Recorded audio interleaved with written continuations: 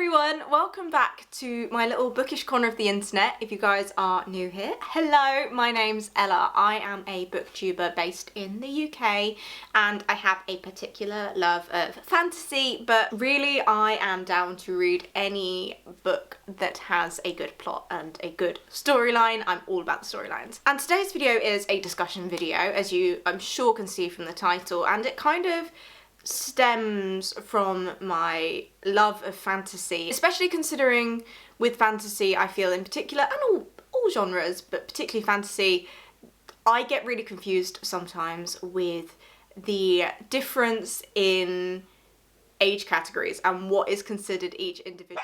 We're gonna try and stop the barking for a second. Yes, we are. Sorry, we're just gonna hold her for a little second so that we stop the barking, because I am trying to get this video filmed before my partner gets home because he's got a lot of calls this afternoon, so I just want to get this video filmed whilst I've got the peace and quiet to chat to you guys. So you're gonna just chill. Where were we, Lily? Ah, yes. Age categories. Oh my god. Age categories. So I think particularly with fantasy, I've always really struggled to define age categories and to figure out exactly what each age category, how to define it, and what a book has to entail to be a specific age category. Obviously there'll be certain things that are really specific, but I figured if I'm struggling with it, I'm sure there's at least one other person on the internet who's probably struggling with the same thing, and I thought I'd make a little video about it, whether that's because you're trying to figure out whether your book fits in a specific age category when you're sending it out to be published or self-published or whatever, or whether you're just a reader like me who is really interested in what age category of book we're reading. So I did the research for us, and I'm going to tell you guys all about it. So as a rule of thumb, I think that we can really divide age categories into three main age categories. If we're ignoring children's books, we've got three age categories. We've got YA, which is young adult, we've got NA, which is new adult, and then we've obviously got adult. And I'm not gonna lie to you guys, it really wasn't until recently that I realised NA was even a genre, and I think we'll get into more details on it, but I think it's a very new thing and it's something that there's a lot of debate on as to whether it is considered a genre or not. For the absolute longest time, I honestly just thought that anything Twilight-like was YA and anything adult was like spicy, and I'm not ashamed to admit that I really didn't know what is included in it. And I think that that's something that I'm really trying to grow on this channel, is that, you know, I'm not perfect. None of us really are perfect, if we're honest. There's something to be said about learning and growing. And there's something to be said about just opening ourselves up to new ideas and understanding things. And I know certainly from my own experiences within the bookish community, I sometimes get very worried about not being able to keep up with trends or understand lingo, this sort of thing. And I think that it's something that I really want to try and help dispel and encourage others, because I know that if I'm worrying or struggling, there's probably others out there as well. So I really want to kind of create a series. I wanted to be up for this part because I'd love to create a little like series or something that just kind of dispels this information and makes it open and easily sourceable for people who maybe aren't super literature orientated. Okay, she seems to have settled. And if there is anything in particular you do maybe want to see from me or you want me to cover, let me know in the comments below, because I'd be more than happy to do so. But anyway, I think that was probably the longest introduction I've ever made. So let's now get into the video and talking about different age categories. I have only narrowed it down to three because I think that children's categories are kind of their own little thing. If you want a video on how to categorize children's books as well, do let me know, because I really enjoyed the research that came with this video and the research with publishers and figuring all things out. I will link some of the links of where I found this information below so that you can fact check yourself if you're interested. The first thing to note before we really delve into each individual category is there's definitely going to be crossover with all three of these categories. There are going to be some books that are really obviously a certain category, like a YA book that's very obviously made for young adults, or an adult book with some particularly graphic scenes that we know are not meant for children. So sometimes it can be really obvious Other times it's a little bit more complicated. What I'm going to do is I'm going to point out a few little techniques, tropes, or just features of each individual category that can help you try and figure out and define the category that the book you're reading or writing sits in. First thing to look out for is the age of a protagonist. So obviously, when you're writing a book, you're going to want your target audience to connect with your main character. So depending on what your audience is will depend probably on where your character sits. Yet again, not a definite unmovable rule, but it is a good idea. For example, most YA books are going to have a teenager, someone between the ages of maybe 13 to 17.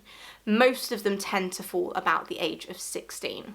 And for an adult book, you're probably looking at protagonists that are maybe the ages of 20 plus. Yeah, again, don't get me wrong, this is not a hard and fast rule, it's just a guide.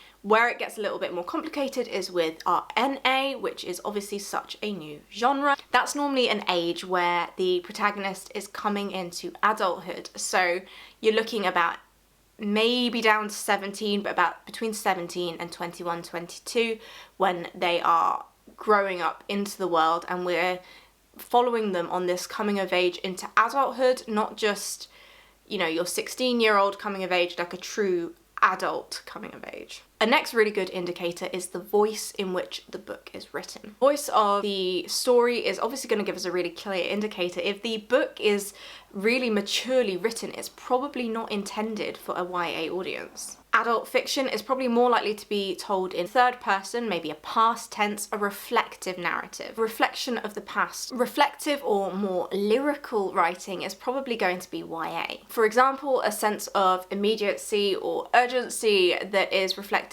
in an in-the-moment sort of storytelling narrative, and will often be delivered with a close third person or a first person present writing style. But a good example immediately of where that is maybe not necessarily the case is something such as From Blood and Ash, which is by Jennifer L. Armentrout, which is obviously an NA book. Obviously we've read some of those scenes, we know those are not intended for a child, but it is written in a much more immature writing style, and as we go through the books we do notice the maturity of the writing change, and that's, I'm guessing, a choice by Jennifer Armentrout to reflect Poppy's growth without going into spoiling it. If you're interested in more, I do actually have a video on that series, but that's an example of where it's maybe not necessarily the case.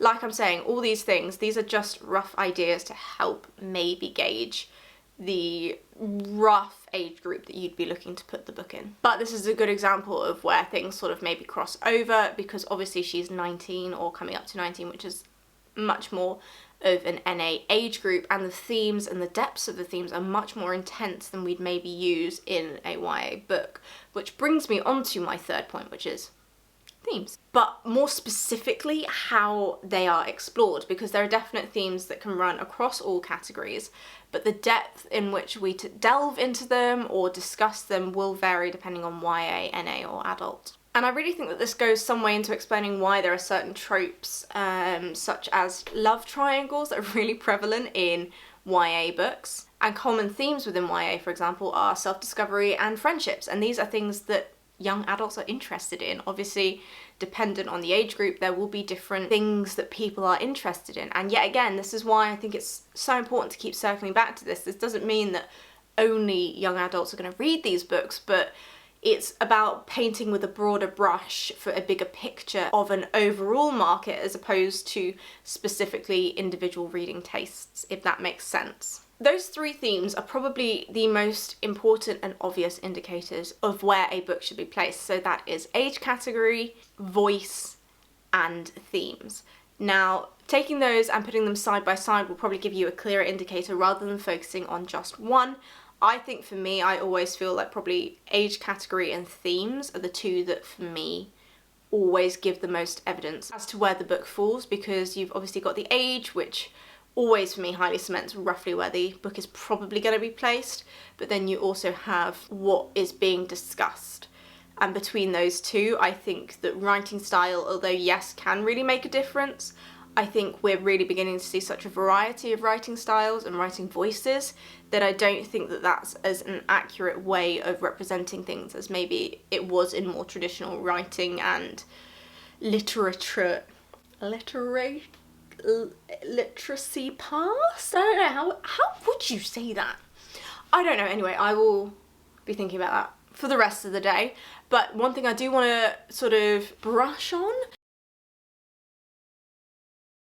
I just want to discuss the age category of writing and NA fiction, because from what I sort of discovered and learnt, this is a very new category. So new adult fiction can be seen as a crossover or bridge point between YA and adult fiction, which is often, I think, probably the most commonly seen in fantasy, which is why I think this whole thing in the first place got drawn to my attention. And this is mirrored in its characters by literally taking the name New Adult. They are people